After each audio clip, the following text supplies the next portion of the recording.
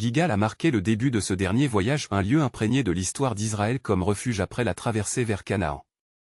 De là, ils ont déménagé à Bethel, la maison de Dieu, un lieu de prière et de rencontre divine.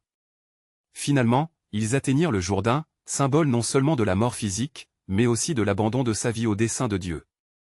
C'est ici, au bord des eaux du Jourdain, qu'Élie tenta une fois de plus de se séparer d'Élisée, peut-être pour tester sa loyauté ou pour le préparer à ce qui allait arriver. Lorsque les deux hommes se trouvèrent au bord de la rivière, un miracle extraordinaire se produisit. 50 fils des prophètes regardaient de loin Élie prendre son manteau, le rouler et frapper l'eau. Miraculeusement, les eaux se sont séparées, leur permettant de traverser sur la terre ferme, un écho de la division de la mer Rouge sous Moïse des siècles auparavant. Une fois de l'autre côté, Élie se tourna vers Élisée et lui demanda, « Que puis-je faire pour toi avant d'être emmené ?» Sans hésitation, Élisée a demandé une double portion de l'esprit d'Élie. Élie répondit, « Vous avez demandé une chose difficile. Mais si vous me voyez quand je serai pris, cela ne vous sera pas accordé. » Alors qu'il continuait à marcher et à parler, un char de feu apparut soudainement, séparant les deux. Dans un tourbillon, Élie monta au ciel, laissant Élisée affligé. En criant, « Mon père, les chars et les cavaliers d'Israël. » Il déchira ses vêtements en signe de deuil. Mais le chagrin a rapidement cédé la place au but. Ramassant le manteau tombé d'Élie, Élisée retourna au Jourdain. Frappant l'eau avec la même foi qu'Élie avait démontré, il invoqua le Seigneur en disant, « Où est le Dieu d'Élie ?» Les eaux se séparèrent à nouveau, confirmant que le manteau et le pouvoir avaient été transmis. Les fils des prophètes furent témoins de cet événement et s'inclinèrent devant Élisée, reconnaissant la présence de l'esprit d'Élie reposant désormais sur lui. Bien qu'Élie soit parti, son héritage s'est perpétué à travers Élisée, prouvant que rien de Dieu ne meurt jamais vraiment. Même lors du départ, le plan de Dieu est resté intact. Tout comme il avait ressuscité Élie, il confia maintenant à Élisée la poursuite de son œuvre. Enoch, une autre figure qui marchait fidèlement avec Dieu, offre un aperçu plus approfondi de ces transitions divines. Mentionné brièvement mais profondément dans la Genèse, Enoch se distingue comme un homme dont la vie illustre la communion intime avec Dieu. Après la naissance de Mathusalem, Enoch a marché avec Dieu pendant 300 ans, vivant au total 365 ans. Contrairement à d'autres dont la mort est enregistrée, les Écritures déclarent simplement « il ne l'était pas, car Dieu l'a pris ». Sa traduction est devenue un témoignage de la possibilité d'une communion éternelle avec le Tout-Puissant. L'histoire d'Enoch nous rappelle que ceux qui marchent en étroite collaboration avec Dieu laissent un héritage durable. Comme Élisée, qui a repris le manteau d'Élie, nous sommes nous aussi appelés à poursuivre l'œuvre de ceux qui nous ont précédés. Que ce soit par des ascensions miraculeuses comme celle d'Élie ou des départs fidèles comme celui d'Enoch, Dieu veille à ce que ses desseins perdurent.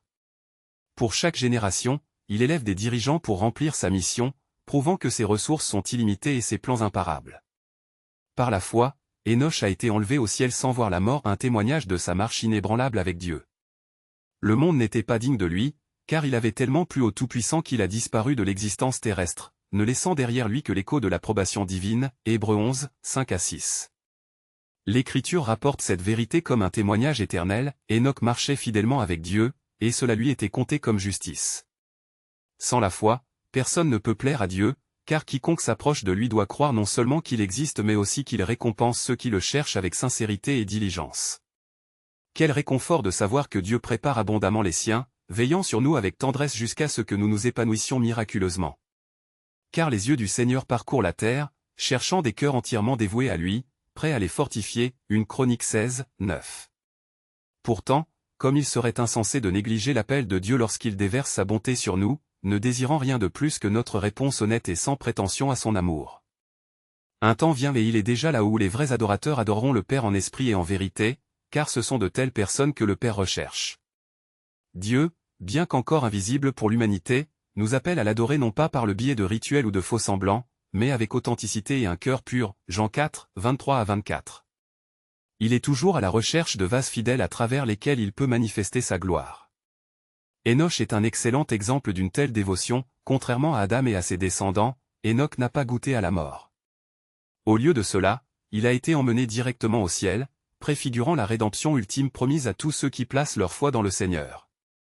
Même si la plupart des croyants seront confrontés à la mort physique, l'histoire d'Enoch offre de l'espoir, un aperçu de la victoire sur la mortalité. Dans les derniers jours, les chrétiens sont informés d'un événement prophétique qui n'a pas encore eu lieu, l'enlèvement. Cette promesse nous assure que, qu'ils soient vivants ou endormis en Christ à son retour, tous les croyants le rencontreront dans les airs. Ceux qui sont morts en lui ressusciteront les premiers, suivis de ceux qui resteront sur terre, enlevés ensemble pour demeurer éternellement avec le Seigneur. 1 Thessaloniciens 4, 13-18. Que ces paroles vous consolent et vous encouragent, nous rappelant les retrouvailles qui attendent chaque croyant. La traduction d'Hénoch sert un autre objectif, pointer vers une génération entière de croyants qui contourneront complètement la mort. 3 individus dans les Écritures n'ont jamais connu la mort, Hénoch, Élie et potentiellement d'autres dans le futur. Prenez Élie, par exemple, qui a émergé pendant l'une des périodes les plus sombres d'Israël sous le roi Achab. En tant que prophète non corrompu par des liens politiques, Élie a déclaré avec audace la vérité divine au milieu d'une idolâtrie rampante. Sa vie a culminé dans un départ miraculeux, il a été élevé au ciel dans un tourbillon, disparaissant de la terre sous le regard d'Élisée, son successeur, 2 Rois 2, janvier 2012. Imaginez la scène, Élie voyageant vers le Jourdain, conscient du plan de Dieu, inébranlable même dans ses derniers instants. À chaque arrêt à Gilgal, Bethel, Jéricho où les fils des prophètes interrogeaient Élisée sur son départ imminent. À chaque fois, Élisée répondait avec une détermination tranquille, refusant d'abandonner son mentor. Gilgal a marqué le début du dernier voyage d'Élie, un lieu chargé d'histoire biblique où Israël était autrefois au bord de la conquête. À partir de là, Élie a avancé, incarnant une foi implacable jusqu'au moment où il est monté au-delà du voile.